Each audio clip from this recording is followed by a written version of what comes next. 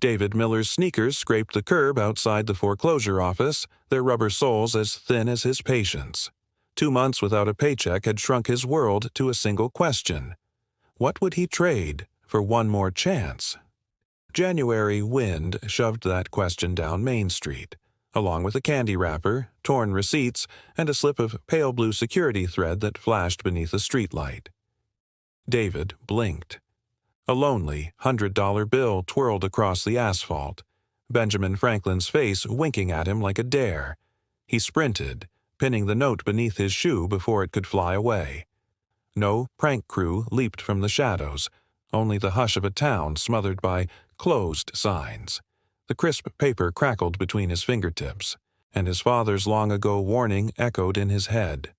Money isn't a gift, son. It's a test. Back in the apartment, 8-year-old Max crouched on the threadbare rug, sketching superheroes in a notebook whose cover was taped 3 times over. David placed the bill on the coffee table as though it were sacred parchment. "Whoa, are we rich now?" Max asked, eyes wide. "Rich?" David managed to laugh. "Maybe. Depends on what we do next." His phone buzzed with a message from Ryan, a former coworker hyping a crypto coin, guaranteed to double overnight. Buy-in, exactly $100. David stared at the screen, thumb hovering over the send button. Quick salvation or another cruel joke. A colorful flyer on the fridge offered a second option. Max's school planned a winter festival in 3 weeks. Music, games, vendor tables, booth fee, $60. With the remaining $40, they could buy lemons, sugar, cups, and rent a cheap electric kettle.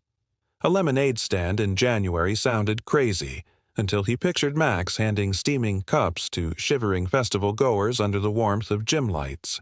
David laid both choices before his son. Max drew a lightning bolt beside the lemonade idea. If we sell 50 cups at $2, we get the 100 back and show people something we made together. The boys' certainty felt like sunrise. They chose the second door. The next afternoon, father and son pushed through the hardware store's sliding doors. $26 bought scrap plywood, cheap screws, and a pint of canary yellow paint. Every saw stroke shaved off a sliver of David's despair. They stenciled a sign in bold black letters, "Miller and Son Lemonade. Fresh starts, 1 cup at a time." Festival day smelled of popcorn and optimism. Their booth looked tiny beside the virtual reality arcade and the gourmet cupcake truck, but hope gleamed brighter than the wax on the basketball court. First hour, 0 sales. Second hour, one sympathetic teacher bought a cup and winced. The mix was painfully sour. Defeat loomed like a gathering storm.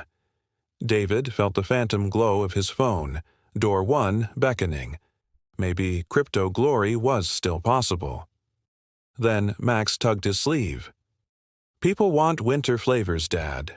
Mrs. Patel says ginger warms the throat. Can we try that?" With their last $12, they purchased fresh ginger root and local honey from a neighboring stall. Max grated. David stirred. Steam spiraled upward, carrying a scent that sliced through the cold like sunrise through fog. Curious patrons drifted closer. 1 sip became 2, 2 became a line. By sunset, they had sold 78 cups, earning $156 and a dozen warm smiles. On the walk home, Max swung his father's hand. "See, we grew the money." David's chest filled with something richer than relief. Purpose. News of the Winter Lemonade duo fluttered across town. A local journalist snapped a photo of Max holding a ladle bigger than his arm. The headline read, "Father and Son, Stir Up Hope with Hot Lemonade." Office managers began ordering jugs for staff meetings. They reinvested every profit, first in a folding cart for farmers' markets, then in a second flavor, rosemary mint. A cloth banner soon proclaimed, "When life gives you lemons, choose your lesson." Months passed. Spring warmed the sidewalks and real lemonade weather finally arrived, just as the town council tripled vendor permits to $300. David's savings, after groceries and gas, sat at $280. Another test. That evening, Max retrieved the $100 bill, now framed above his bed. He laid it in David's palm. "We still have the original seed," he said, "but maybe someone else needs this test more than we do." They shot a short video titled, "Pay It Forward Pitch." For every $10 donation, Miller & Son would provide 5 free cups at the Little League season opener. Max closed the clip with a question. "Will you help us turn lemons into lessons?" Within 48 hours, neighbors and strangers contributed $540, enough for the permit and the giveaway. Opening day tasted of freshly cut grass and ambition. Miller & Son handed out 250 steaming cups, each affixed with a yellow sticker that read, "Your choice, your future." Parents lingered, asking how to budget on tight incomes. A community college dean, impressed by David's calm guidance, offered him a part-time position teaching introductory finance, steady pay, weekends free. Meanwhile, Ryan confessed his crypto play had crashed 90%. He'd pawned his guitar to cover the loss. David bought the instrument back at bargain price and returned it. "Your music's worth more than any coin," he said. "Sometimes the seeds you plant become shade for someone else." A year to the day after David scooped the bill off Main Street, the $100 note rests beneath plexiglass in the town library's entrepreneurship corner. Children press their noses to the case, reading a brass plaque. This note launched Miller & Son Lemonade, funded 1-200 free cups, and helped seed 5 student micro-businesses. It reminds us that money is a mirror. What you see depends on how you hold it. At every workshop, David lifts his voice and invites the audience to echo. "What was the $100 bill?" he asks.